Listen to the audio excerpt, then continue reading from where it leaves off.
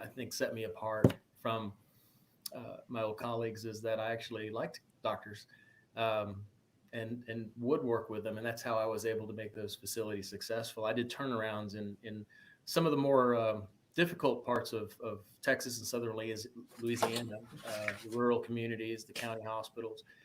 Um, so I did that. That's what I wanted to do. I started working in hospitals when I was 15 years old, but my career path led me down the administrative route, and I thoroughly enjoyed it. But after 20 years, I came to realize that politicians made quite an impact in our industry. And unfortunately, they know very little about healthcare. So I was encouraged to run for office, and I ran for U.S. Congress in Houston, Texas, and lost in the primary to a now sitting congressman. And I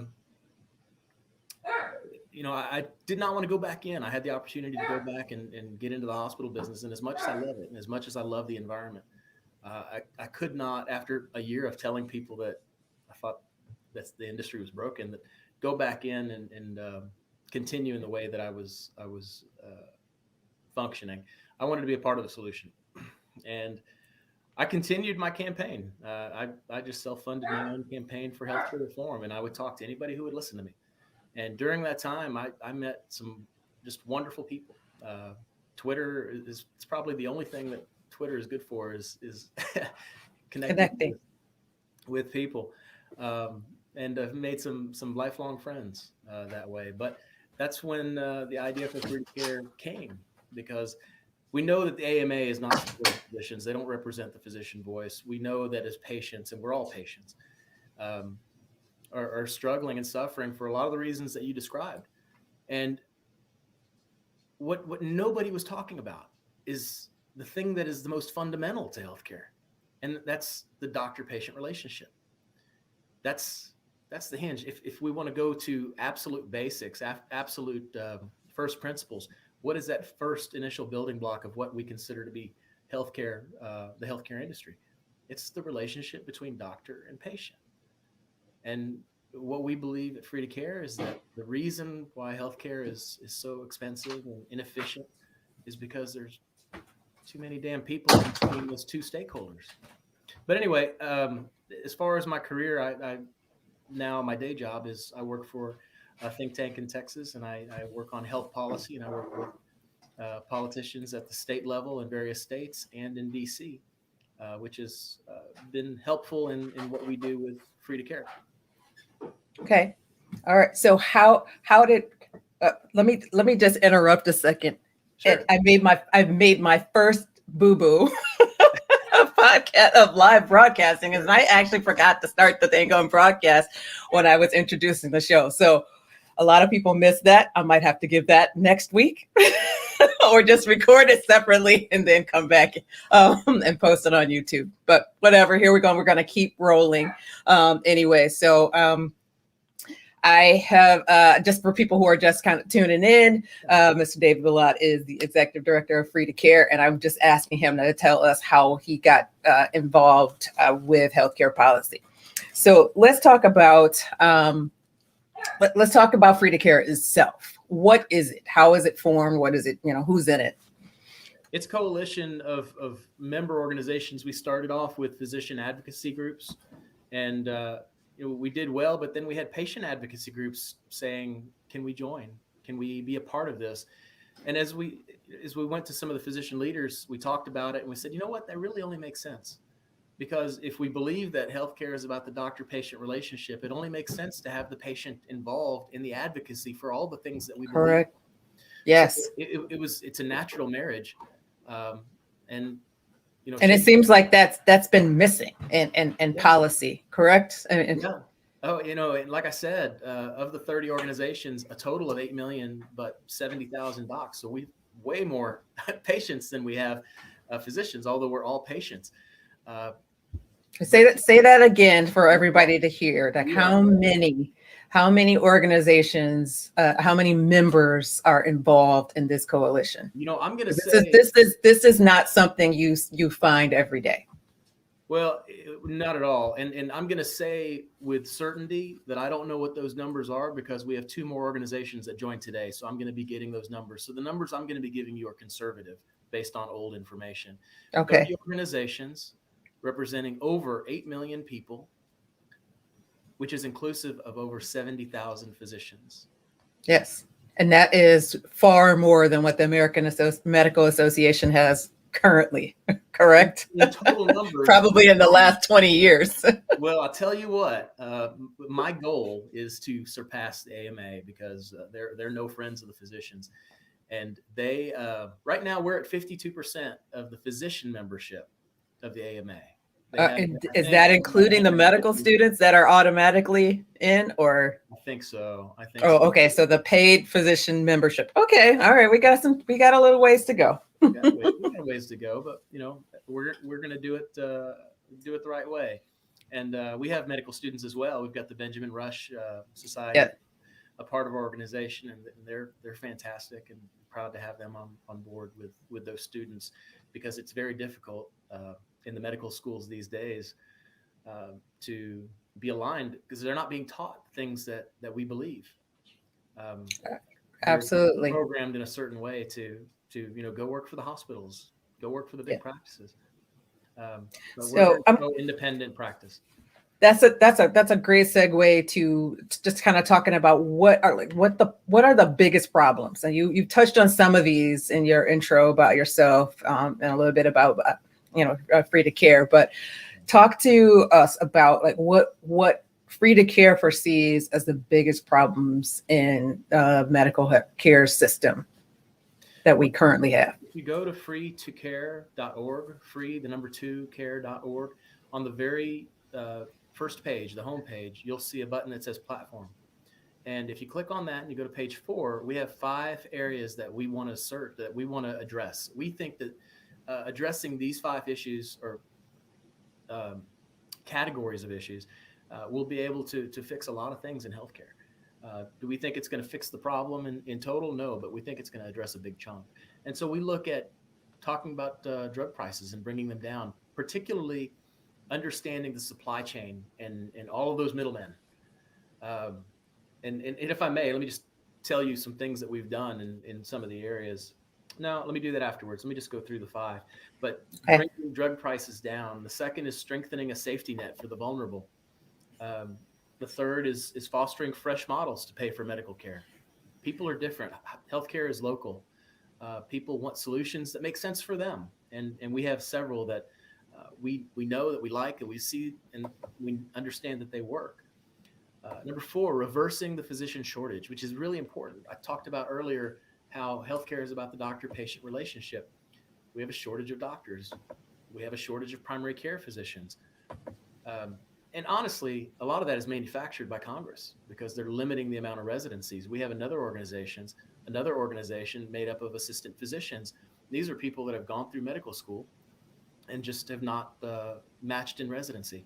So we've got trained kids that want to get further along in their training. But we talk about a physician shortage. Here are the willing. And then the 5th area is transparency. Let me tell you about a few of those that I'm really proud of, because you have to remember, we're still a young organization. Yeah. 2.5 years old. Yep. And 2.5 years ago, nobody knew what a PBM was in Congress. Right. They did not know. They thought that was just another 3-letter acronym that they were going to gloss over and hand to their healthcare expert. Today, they know what PBMs are. They've legislated on the issue. They're writing bills on it. We've been a part of the solution.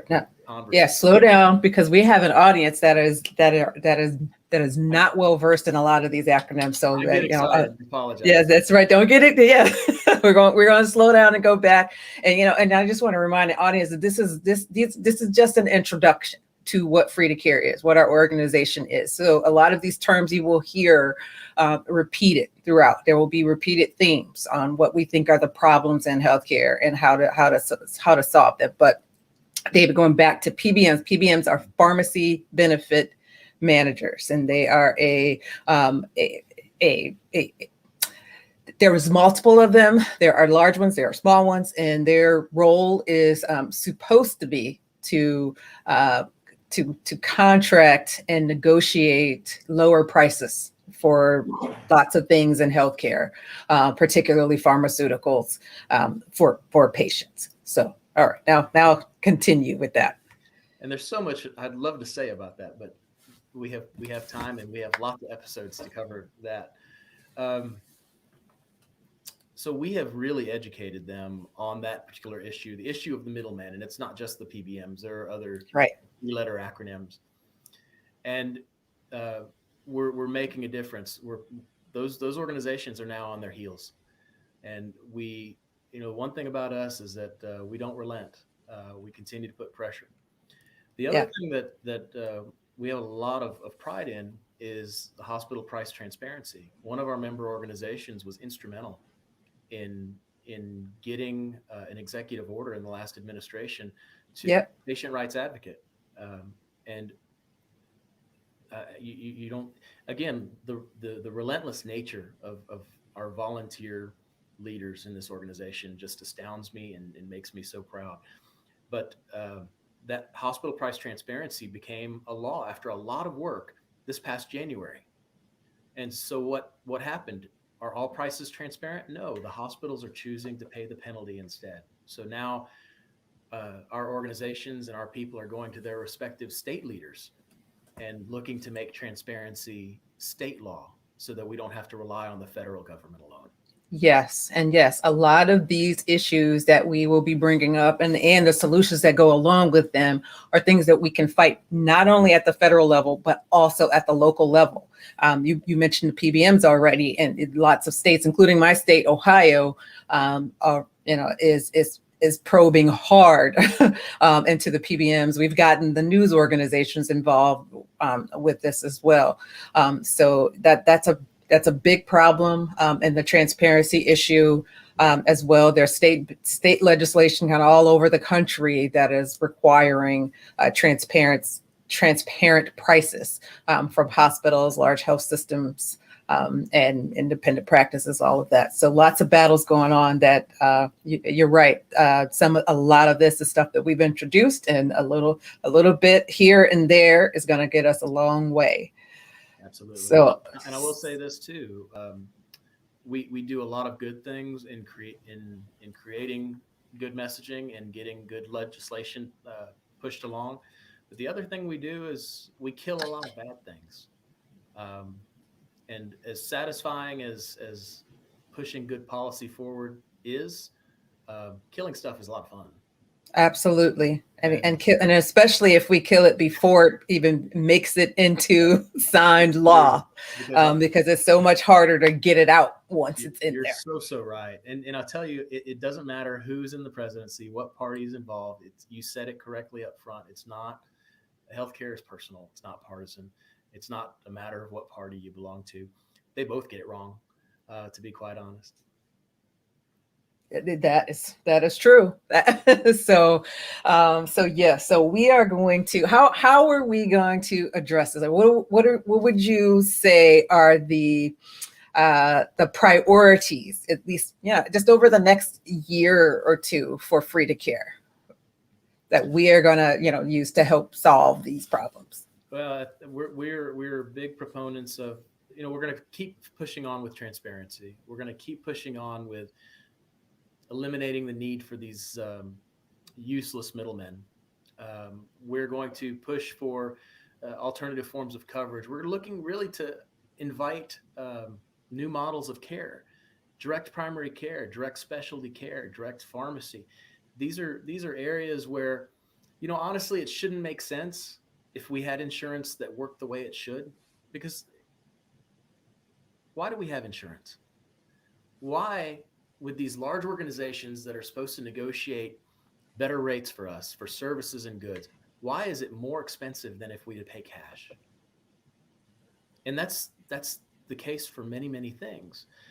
You couple that with the fact that most people have a deductible of $5,000 or more in this country, and only 80% of those people in this nation ever hit that deductible amount.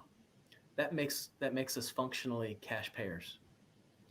If Yeah. that's the case, that's where direct primary care, direct specialty care, direct pharmacy, direct surgery. If you look at the folks at Surgery Center of Oklahoma and many other organizations like them, that's where healthcare makes sense, because it's a relationship between doctor and patient at an affordable rate with good outcomes.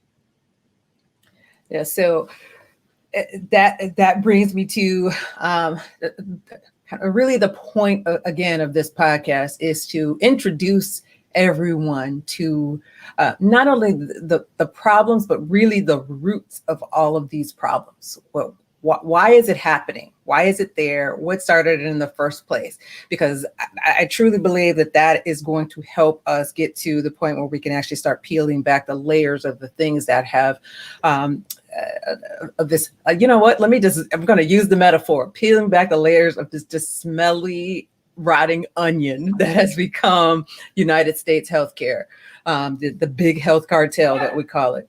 And we really need to peel back all those layers, reveal it, and drop it in the frying pan, season it all up, and just get and then get that smell out of the house and turn it into something delicious, flavored. Again, that doctor-patient relationship, but the goal is to educate you all about these issues, and then also educate you what the solutions are, and then advocate for you and with you. I mean, I want to encourage you and inspire you to help us fight this big battle. And make all these changes. It's not going to happen in one big sweeping piece of legislation. We saw that with the Affordable Care Act. That's one bill that's very, very long, lots of pages, that still didn't solve our problem. So that definitely is not the full solution. So the next steps. So what would you tell people to do? How can they, if they have an organization or if they are a patient and they're interested in joining Free2Care, or at least just kind of being part of the solution, what advice do you have for them? This is what I would advise. As far as being a part of Free2Care, right now we're a member organization. We're looking to change that to take individual members in the future. But stay tuned for that. We're looking at some significant growth this year, and we're looking to do some exciting things at the federal and at the federal level and in certain states. But what would I advise patients? Find yourself a primary care doctor. Find yourself a doctor that you trust and that knows you and that you know, and have them be a part of what you want to accomplish. Insurance has ruined the doctor-patient relationship. It's been a real shame to see what has happened, and I know for many of the physicians that are watching this, you see that the intervention by the insurance company is trying to practice medicine, creating more administrative burden where you're spending less and less time with your patients. You're in many cases facing a corner instead of facing your patient, and putting in you're doing more data entry than you are practicing medicine, and that's what needs to change. Look for the options where you're not buying into the status quo. When you are purchasing or when you're paying for healthcare, ask for the cash price before you even give them your insurance card. You say, I want to know what the cash price is, because oftentimes they won't give it to you if you give them an insurance card. More than that is true, and what they will do is they will continue to probe and ask you, for that copay or for that upfront payment that you need to make before they will go through lengths before they tell you what the cash price is, and a lot of these large institutions. But if you're going to smaller independent practices, they're a little bit more open-minded about that, and and stick to referring you to places that where you can pay cash only. Just my personal story, I did tell this earlier this week. I had to get an MRI on my foot, and I work in a hospital, and my insurance is my healthcare plan is my hospital employer's plan. And I knew already how much it would cost for me to have that MRI done in the hospital. And just the MRI alone, just going on the table, getting the images done was about $3,500. That's not even paying for the physician to actually read the image and give a report. Or, the IV, if I needed an IV catheter placed, and that kind of thing with the contrast. So I asked the person who was referring me, the doctor who was referring me, if there was another place I could go. And this particular doctor was a smaller practice and had a independent imaging place that he recommended. And I ended up going there. But when I called to make my appointment, I asked over the phone, could I pay cash when they were asking me about insurance? And they said, oh, yep, and knew the price right away. I didn't even hesitate. And I said, okay, I'll take that. It was $350. Yeah. That's 10 times cheaper. That's in and out. That included the doctor fee for reading the exam. Plus, I got a copy of my CD image to go with me and the report. So, I mean, yeah. And they made a profit. Yes. Yes, they did. And that is true of prescriptions, surgery, doctor visits, procedures, lab tests, you name it. And I have just countless stories of how this is asking that simple question has changed people's lives. Yeah. And that actually brings up a question from the audience. Mr. 50 Shades of Saul G, who I have to get a shout out to. He has helped me behind the scenes create this show tonight. He is asking, why is medical care so expensive? Well, I mentioned it before. It used to be doctor and patient. And when people saw that the government started paying a lot of the bills in Medicare, that there was some money to be made.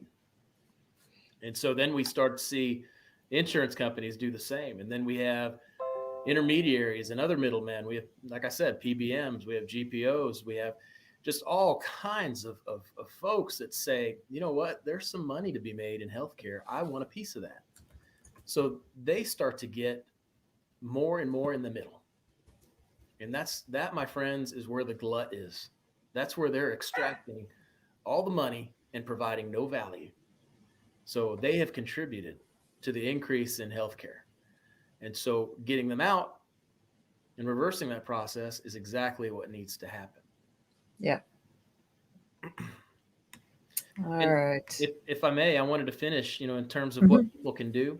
Oh, yes. Keep going. One more. I think this is probably important, and people don't really believe it when I say it, but I can't tell you how important this is. In fact, write it down, because there will be a test. It's not that hard. It's actually quite easy. Stay tuned. Go to our website. We're going to have a lot of here coming in the next few months. We're going to have some more capabilities for getting information out. In our newsroom, we have a lot of things that we try to communicate to folks to keep them educated. But I'll tell you, staying informed, understanding what's going on.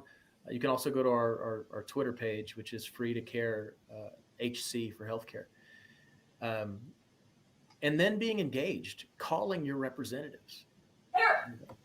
When we have a wonderful partner, it's a member organization in Free2Care called AMAC, the Association of Mature American Citizens.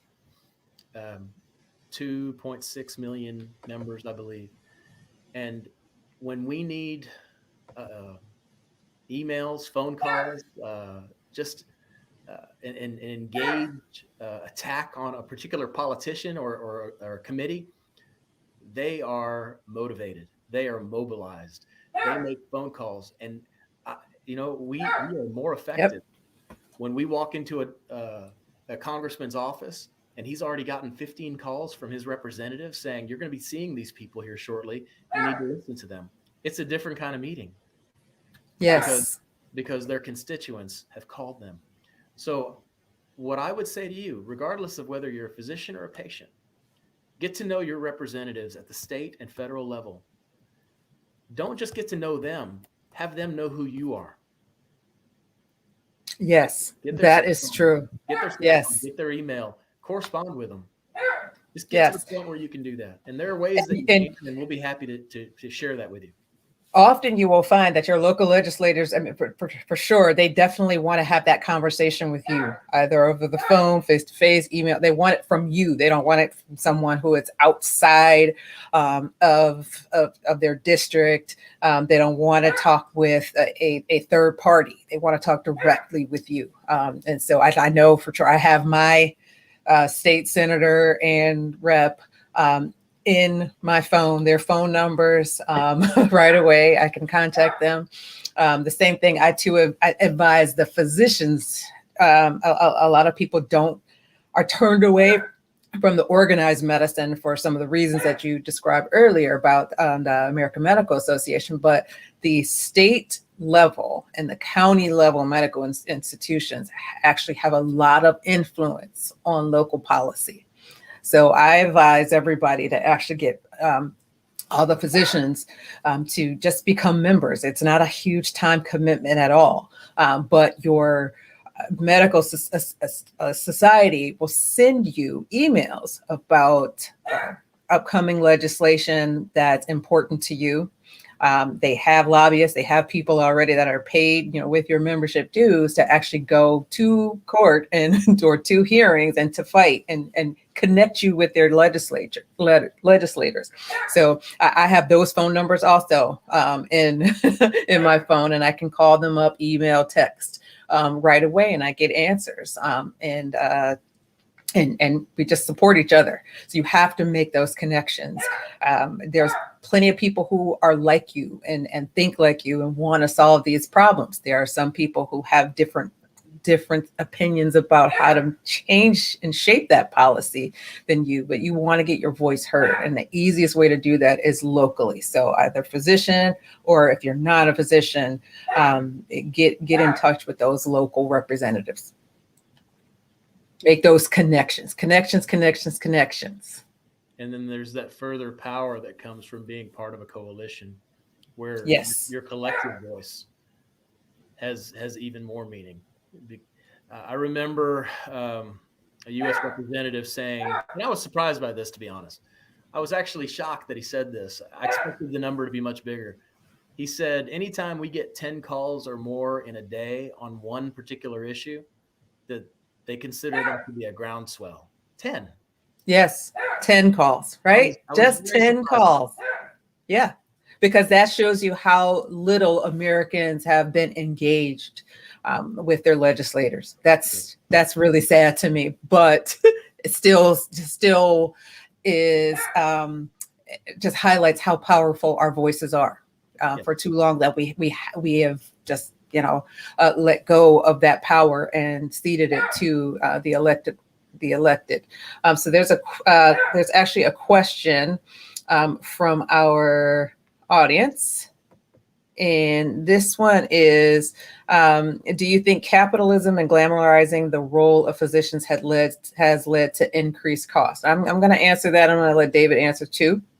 I do not think glamorizing the role of physician itself has not led to increased costs, because physician fees are a very small portion of your medical bills, and your any payments to insurance have nothing to do with physicians, and the hospital costs. All of those things are not really directly going to the physician. It's about 80-20, David. If you can correct me, about 80% or no, total healthcare dollar that is spent, 7.5 to 8 cents goes to the doctor. Okay, right. So it's even smaller than that. Yeah, that's not what they take home. That goes to they may take 1 cent of that home. The rest goes to overhead and expenses and employees and things like that. Correct. And a lot of us are employed in large health systems and we're salaried anyway. So we don't even take home based on, what patients are coming, but can we get penalized for how much we bring in? Absolutely. But the second part of that question is capitalism. I think that capitalism itself has not led to increased costs. I think that it's the crony capitalism and the development of what we call these oligopolies, where these large health systems are combining with insurance networks, and like we talked about, the 3-letter organizations, the PBMs and the GPOs combining and making secret, opaque deals that no one else knows about. Those are the things that are actually driving up the cost. But David, what do you have to say about that? We haven't had a capitalistic healthcare industry for over 60 years. Mm-hmm. The very first step needed in a capitalist model is pricing. When was the last time you went in the hospital and saw their price list? You rarely ever get it, even after the service. It's hidden. It's secret. That's the way they want it. They don't want you to know. So no, you couldn't possibly have had a capitalistic system because we don't know what pricing is. Not only that, the crony capitalism is exactly right. You hit it on the head. We talked about pharmacy benefit managers and group purchasing organizations. These are huge organizations. I think the top 3 PBMs, for instance, make up over 80% of the market. 3 companies make up over 80% of the market. They're all in the Fortune 50. Huge, very rich organizations. Let me tell you how they've grown in power so quickly. In 2003, under a Republican president in the Medicare Optimization Act, PBMs were given a safe harbor. They were given an exemption from a certain law. And I want you to listen real carefully to what I'm about to say, because you're going to need to wrap your brain around it. They were given a safe harbor from the anti-kickback statute.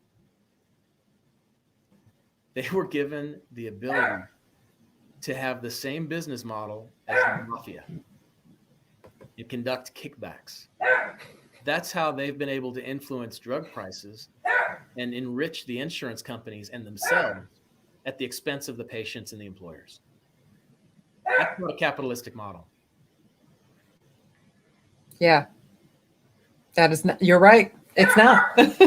I mean, well, it is, but it's the ugly side of capitalism, correct? Though, because they're making money off of it. I don't even think it's in the same category. It's cronyist. It's government picking winners and losers, and it's disgusting. That is true. Because we have government in the middle of it as well. Yes, absolutely. Yes. So, and just for the audience, we're going to dive into the PBM and the GPOs and some later shows down the line. So you know exactly who those players are and who we need to take down in order to lower your prices and your costs of medical care.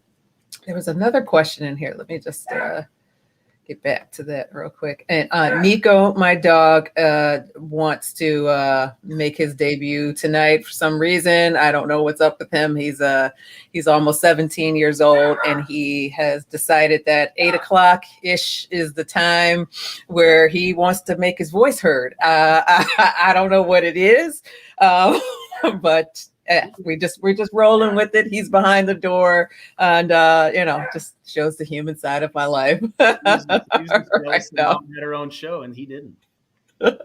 That's right. All right. What was the question? Oh, do you think why is the community doctor changed so much? Like, why don't we see as many community doctors out right now? What do you think that means? I'm trying to understand so I can have a proper answer. I'm thinking what the question is. I think he means, do we what has happened to take away the family doctor office on the corner in the neighborhood? Why are we seeing so few of them now? Well, that's actually it's a very sad state of affairs, and that's why we're seeing so many doctors that left independent practice to join a hospital or a big group, and now they're going back into independent practice in the form of direct primary care. But the reason they left in the first place was because it's really expensive. The average primary care office overhead is, and just to collect from the insurance companies, is about 40%. So for every dollar that you bring in, you're paying 40 cents just to collect that dollar, if that makes any sense. Yeah. So, and then you have all the other stuff, all the medical supplies and the equipment and the nurses and the other folks that actually do the care.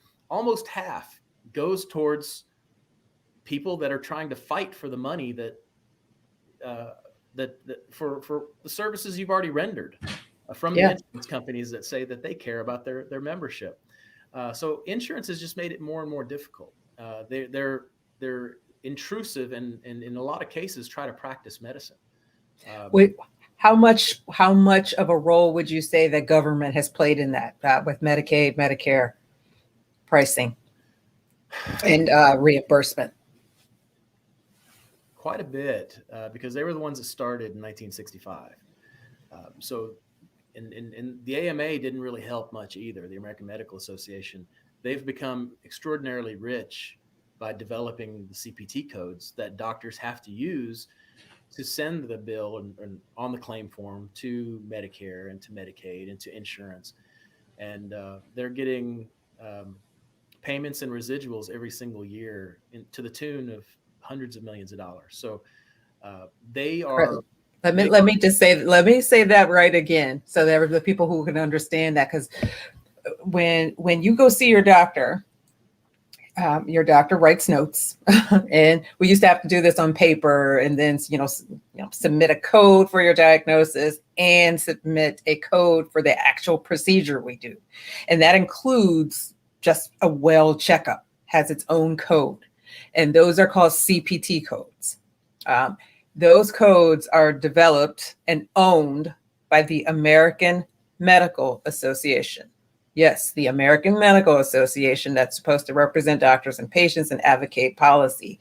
They are making money when a doctor sees you and writes down a procedure code. Okay. Oh, so and that's those codes. That's a lot of the reason why doctors can't see patients except for in their office. You ever wonder why you have to go in just for a medication refill? It's because there's no code to take care of you over the phone.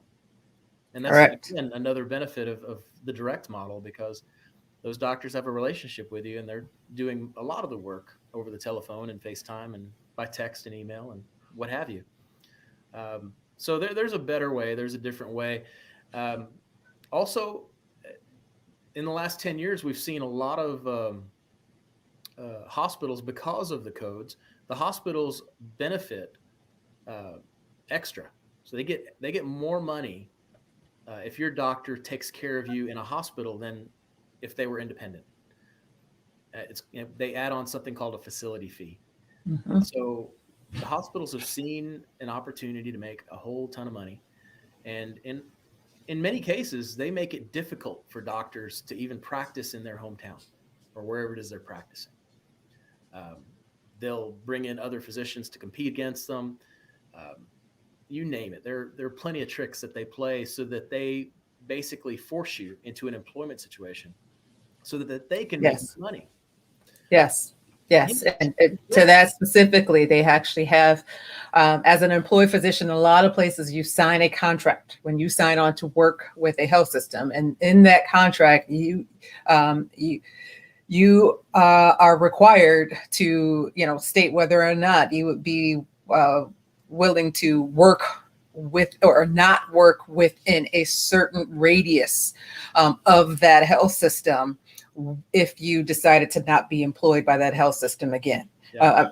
at some point. And so that is called a non-compete clause, of basically saying that you will not compete with their patient share if you decided that you weren't going to work there anymore. Well, guess what? All these health systems are building up these huge, covering huge regions. And so there's one everywhere.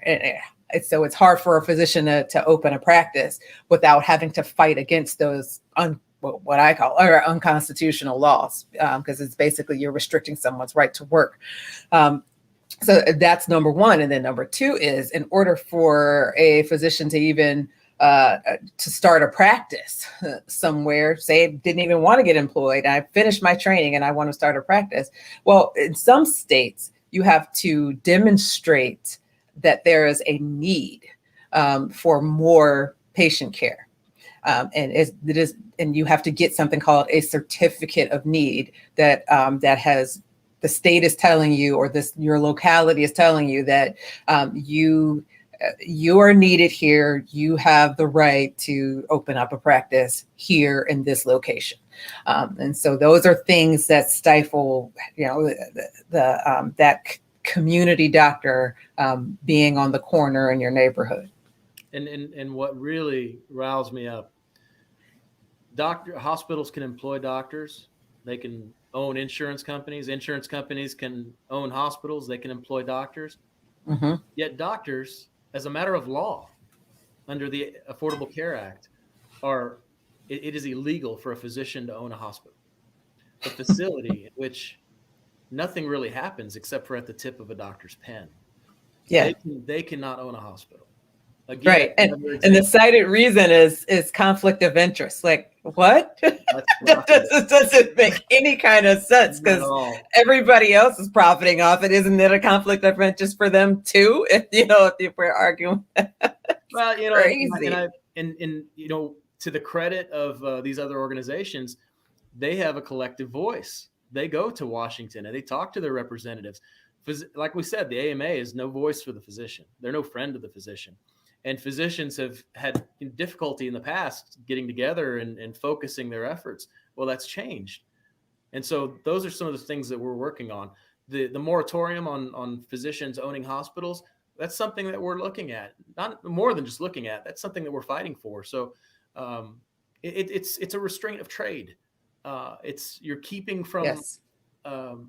Somebody who's trained for a very long time doing what it is that they need to do in a facility where they have tools that are available to them. So that's one of the things that we're looking at. All right, awesome. All right, somebody asked a question I want to put up here. Do you think the medical schools are intentionally not educating the students on the DPC, that is direct primary care model of medicine, or at a minimum, not mentioning it to them? That is a fantastic question, actually. And I'd never even heard of direct primary care during my medical school training. It has definitely become more popular, in the last few years. But the concept was always there. So I actually don't know the meaning of this. So I personally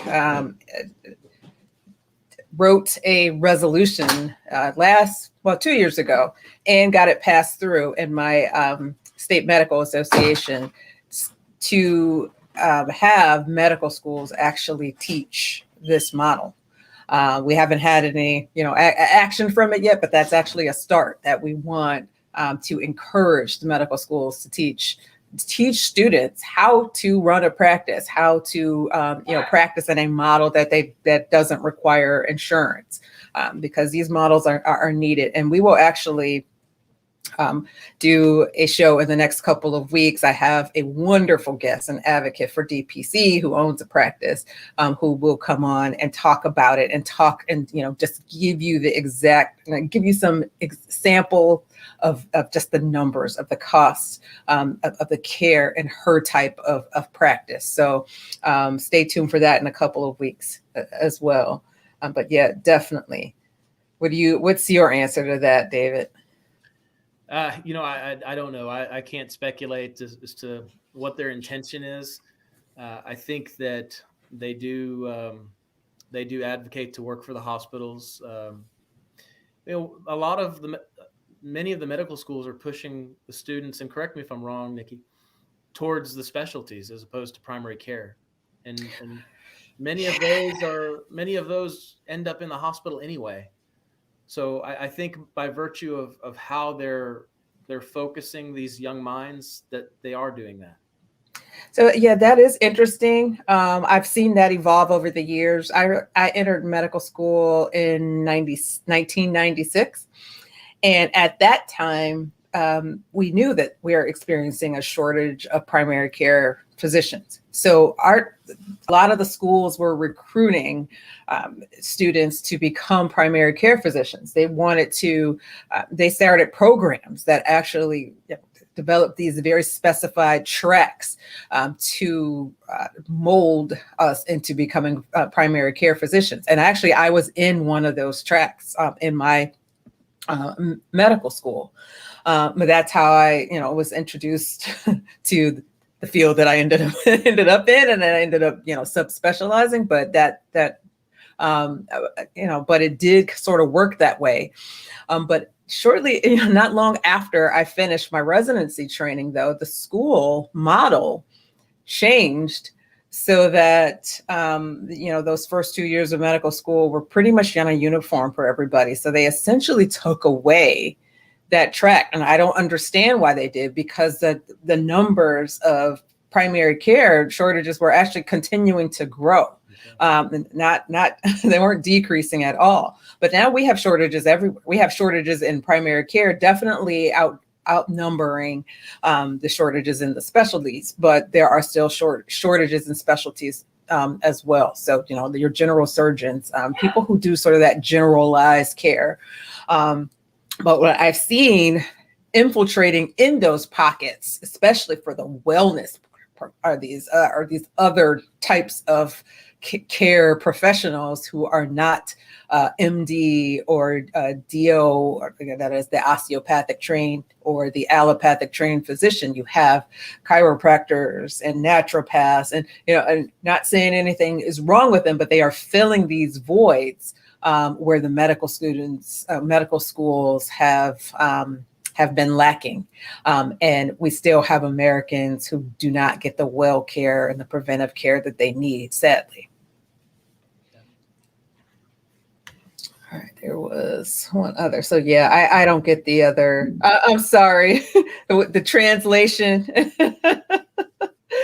You had to tell me which part I said that wasn't so clear. I am trying very hard to not use all these medical terms to confuse everybody, because I really want you guys all to understand this. But I'm guilty of the same. So yeah, I'm happy to repeat and say in a different way. But just, if you stay tuned, if you come back and see us each week when I'm here, we're going to have on different guests who will talk about these specific issues. This first show is just to go over all the big issues, kind of general solutions. And then we're going to take a deep dive into these issues and solutions as the weeks progress. So if it feels overwhelming now or things don't make sense, there will be some recurrent themes that show up and pop up. So, and yes, serendipity, you heard that the pharmaceutical companies can support medical schools.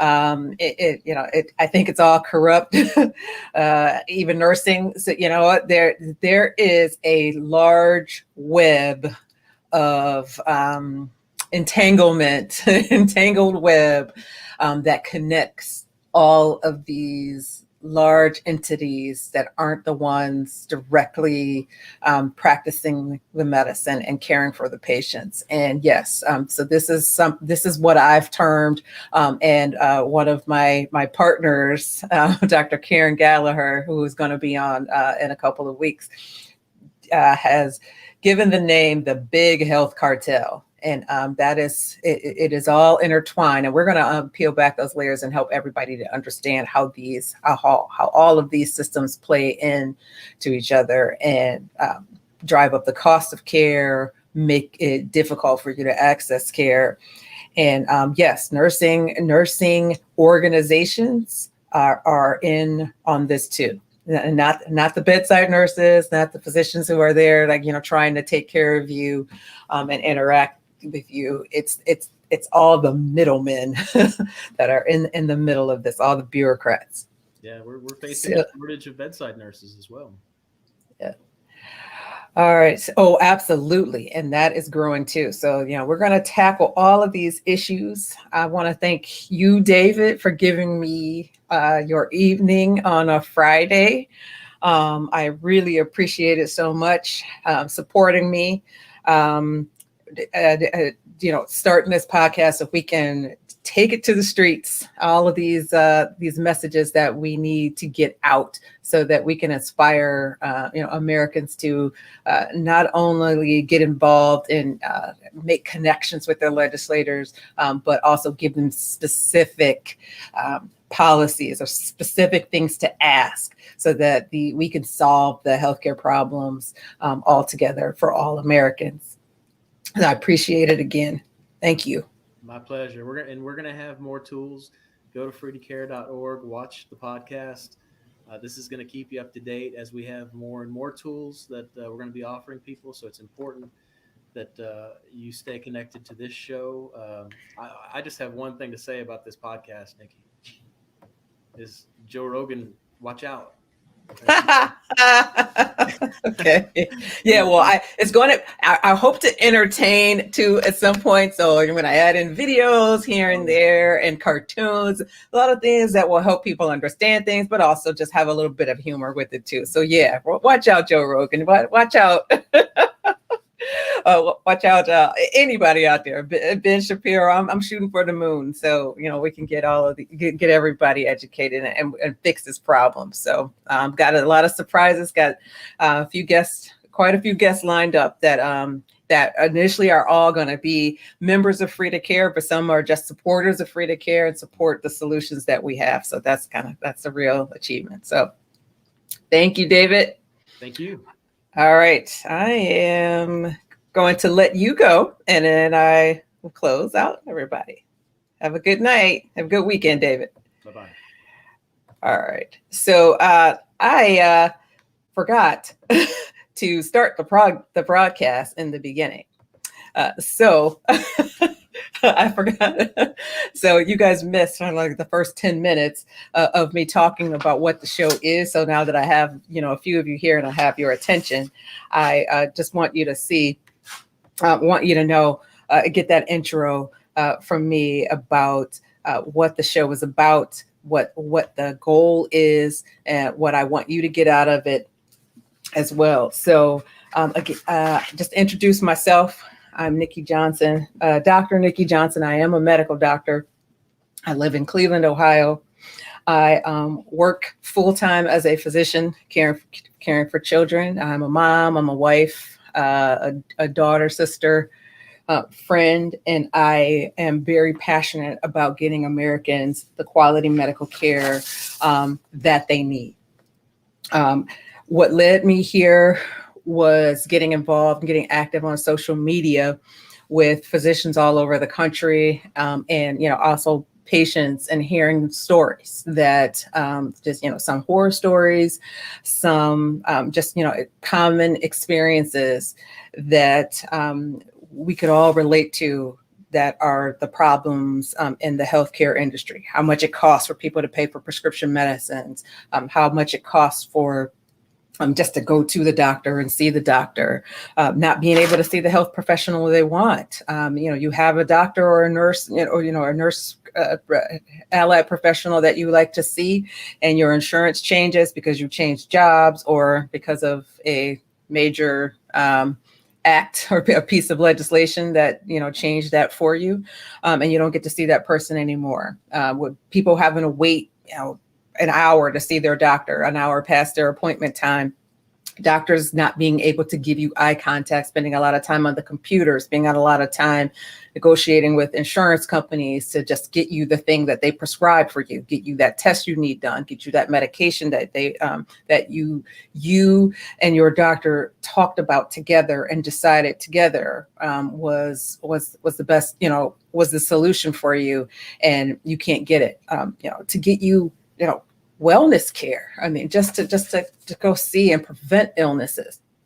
So the list is endless. You guys, you know this. So being a part of these groups, I asked, what are we doing about it? And, longer story short, this was back in about 2015 when I first started, on this process. Since then, I have started co-founded an organization that is focused on increasing patients' access to physicians and physician-led care, solving the physician shortage, and also, preventing dangerous expansion of scope of practice for people who are not physicians and trained.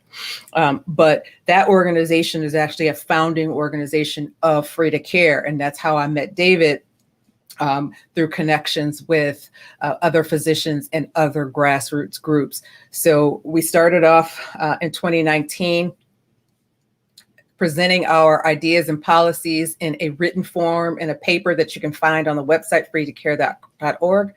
And we presented these ideas and positions to Congress in 2019. And we've been lobbying, we've been having meetings after meetings with legislators in the state and in the federal government, going to DC a couple of times since then. And we still haven't really made a lot of headway. David did mention a couple of accomplishments that we were able to make in the Trump administration with price transparency orders, and which some of which was taken away by Biden when he started, especially with the insulin pricing. That was, pretty unfortunate, but these are things that we need legislators to pass. We can't just have, executives making these orders that can be erased by someone else. So it's troubling having to go back and forth. Democrats seem to have this one size fits all solution to medical problems, and Republicans really don't have a cohesive solution. This isn't a partisan issue. This is, people want their healthcare solved. Americans of all demographics want lower costs. They want portability of their insurance. Like they want to take it wherever they go, no matter who they're employed by. They want personalized care. They don't want some one size fits all solution that's going to make them wait longer, to see someone. They don't want to wait until they get sick or even sicker, to the point of dying in order to get the care that they need. We've seen this happening in the VA already. We don't want to give this kind of sort of two-tiered medical system to Americans. So we got to stop letting the think tanks make these solutions, make policy. These are people who have no idea how healthcare works. They know where the dollars flow. They know that, and that's about it. And they don't want to pay attention to the things or give time and effort into putting, for various reasons, some of it nefarious, to the things that will actually cut the cost for you. So why this podcast? Why now? And I'm just giving me a couple more minutes of your time. Earlier this year, I was listening to an episode of Sunny's Corner. Sunny Johnson is the host of Sunny's Corner. Her show airs live on Sirius XM channel 125 on Saturdays at 1 p.m. It's re-aired again on Sunday. But on this particular episode, Sunny had challenged her audience to reflect on and decide what to do with the first 100 days of the Biden administration. And that reflection and resolutions, internal, where things were supposed to be directed to things that you would change. So, things that I would personally change, whatever is ailing me, whatever is ailing society, whatever is ailing the United States. And I prayed and meditated. A few weeks ago, it came to me. I decided I was done waiting on the politicians. I was done having meeting after meeting. I'm still doing some of this stuff too, but I really felt like we needed to take our message directly to you guys. What Pastor Stephen Broden, who is an advisor and a mentor, said, term, let's take it to the streets. And that's what we're doing right now. We are taking our message to the streets, directly to you. So what we want, what I want to do with this podcast is shed some sunlight on the real roots of problems in our healthcare system. I want to bring you realistic, tangible solutions, things that we can accomplish. David is our executive director of Free2Care, and he outlined, our next, over the next year, what we would like to see is more of these transparency bills. We want everyone to be able to know how much something is going to cost before you even pay for that medical service, care service. We want to take down these large bureaucrats or these middlemen who are getting kickbacks and not contributing anything at all to your care. And driving up the costs of your prescription drugs and your medical care costs. We want to take those and take them out is what we really want to do. And so those are lofty goals in the next couple of years, but we can't do that without you. We actually need you to mobilize. So we need you to understand what these problems are. We need you to understand who the players are and what to call when you call your congressman or your state legislators, what to tell them that you want to see happen. Give you policies, give you specific policies, point to a bill that might be that's going to be useful, and just call their office. And as David said, it takes 10 phone calls, just 10 phone calls for a politician to think that this is a major issue that I need to tackle. So if I got 2 people, you got 2 people, but in a few minutes, we could have 10 people and we could call and make some legislative changes. So I don't want you, I want you to learn that medical care doesn't have to cost you your life savings, that you don't have to choose between paying for your month's supply of insulin and your next meal. I want you to help us take down this big healthcare cartel in the crony capitalism laden infrastructure. That's the reason behind all of this. And, I want you to just be a part of the solution, because I know, just a take home point, remember, healthcare is not partisan. It is personal. We want to fix it.